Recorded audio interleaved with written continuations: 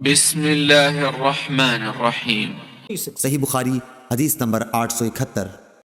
اسحاق بن عبداللہ بن ابی طلحہ سے حضرت انس رضی اللہ عنہ نے فرمایا کہ نبی کریم صلی اللہ علیہ وسلم نے میری ماں ام سلیم کے گھر نماز پڑھائی۔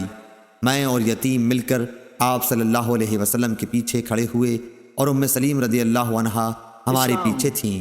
صحیح بخاری حدیث نمبر 872۔ فلیج بن سلیمان نے عبد الرحمن بن قاسم سے بیان کیا، ان سے ان کے باپ قاسم بن محمد بن ابی بکر نے، ان سے حضرت عائشہ رضی اللہ عنہا نے کہ رسول صلی اللہ علیہ وسلم صبح کی نماز منہ اندھیرے پڑھتے تھے۔ مسلمانوں کی عورتیں جب نماز پڑھ کر واپس ہوتیں تو اندھیرے کی وجہ سے پہچان نہ ہوتی یا وہ ایک دوسرے کو نہ پہچان سکتیں۔ صحیح بخاری حدیث نمبر 873۔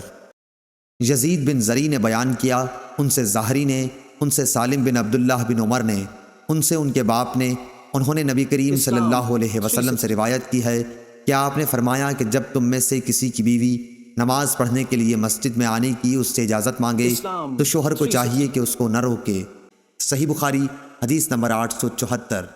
سفیان بن عیینہ نے بیان کیا، ان سے اسحاق بن عبداللہ بن ابی طلحہ نے، ان سے حضرت انس رضی اللہ عنہ نے فرمایا کہ نبی کریم صلی اللہ علیہ وسلم نے میری ماں ام سلیم کے گھر نماز پڑھائی۔ میں اور یتیم مل کر آپ صلی اللہ علیہ وسلم کے پیچھے کھڑے ہوئے اور ام سلیم رضی اللہ عنہا ہمارے پیچھے تھیں۔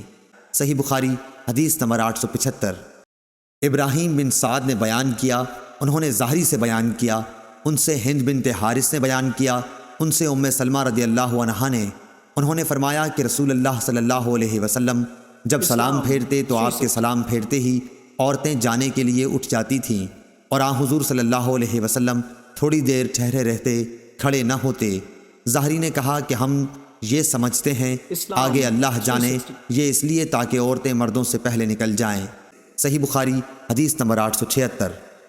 ابو الزناد نے بیان کیا، ان سے ربیعہ بن حارث کے غلام عبد الرحمن بن حرمزہ ارج نے بیان کیا کہ انہوں نے ابو ہریرہ رضی اللہ عنہ سے سنا اور آپ رضی اللہ تعالی عنہ نے نبی کریم صلی اللہ علیہ وسلم سے سنا۔ آپ صلی اللہ علیہ وسلم نے فرمایا کہ ہم دنیا میں تمام امتوں کے بعد ہونے کے باوجود قیامت میں سب سے آگے رہیں گے، فرق صرف یہ ہے کہ کتاب انہیں ہم سے پہلے دی گئی تھی، یہی جمعہ ان کا دن تھا جو تم پر فرض ہوا ہے، لیکن ان کا اس کے بارے میں اختلاف ہوا اور اللہ تعالیٰ نے ہمیں یہ دن بتا دیا، اس لیے لوگ اس میں ہمارے تابع ہوں گے، یہود دوسرے دن ہوں گے اور نصارہ تیسرے دن۔ صحیح بخاری حدیث نمبر 877۔ عبداللہ بن یوسف تنیسی نے بیان کیا، انہوں نے کہا کہ ہمیں امام مالک نے نافع سے خبر دی اور ان کو حضرت عبداللہ بن عمر رضی اللہ عنہ نے کہ رسول اللہ صلی اللہ علیہ وسلم نے فرمایا کہ تم میں سے جب کوئی شخص جمعے کی نماز کے لیے آنا چاہے تو اسے غسل کر لینا چاہیے۔ صحیح بخاری حدیث نمبر 878۔ جویریہ بن اسما نے امام مالک سے بیان کیا، ان سے زہری نے، ان سے سالم بن عبداللہ بن عمر رضی اللہ عنہ نے، ان سے ابن عمر رضی اللہ عنہ نے کہ عمر بن خطاب رضی اللہ عنہ جمعے کے دن کھڑے خطبہ دے رہے تھے کہ اتنے میں نبی اکرم صلی اللہ علیہ وسلم کے اگلے صحابہ مہاجرین میں سے ایک بزرگ تشریف لائے، یعنی حضرت عثمان رضی اللہ عنہ۔ عمر رضی اللہ عنہ نے ان سے کہا، بھلا یہ کون سا وقت ہے؟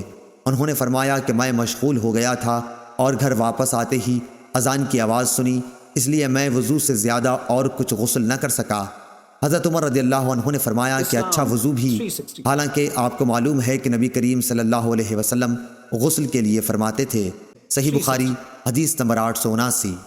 حضرت ابو سعید خدری رضی اللہ عنہ سے روایت ہے کہ رسول اللہ صلی اللہ علیہ وسلم نے فرمایا کہ جمعے کے دن ہر بالغ کے لیے غسل ضروری ہے۔ صحیح بخاری حدیث نمبر 880۔ حرمی بن عمارہ نے خبر دی، انہوں نے کہا کہ ہم سے شعبہ بن حجاج نے ابو بکر بن منقدر سے بیان کیا، انہوں نے کہا کہ مجھ سے عمرو بن سلیم انصاری نے بیان کیا، انہوں نے کہا کہ میں گواہ ہوں کہ ابو سعید خدری رضی اللہ عنہ نے فرمایا تھا کہ میں گواہ ہوں کہ رسول اللہ صلی اللہ علیہ وسلم نے فرمایا کہ جمعے کے دن ہر جوان پر غسل، مسواک اور خوشبو لگانا اگر میسر ہو ضروری ہے۔ عمرو بن سلیم نے کہا کہ غسل کے متعلق تو میں گواہی دیتا ہوں کہ وہ واجب ہے، لیکن مسواک اور خوشبو کا علم اللہ تعالیٰ کو زیادہ ہے کہ وہ بھی واجب ہیں یا نہیں، لیکن حدیث میں اسی طرح ہے۔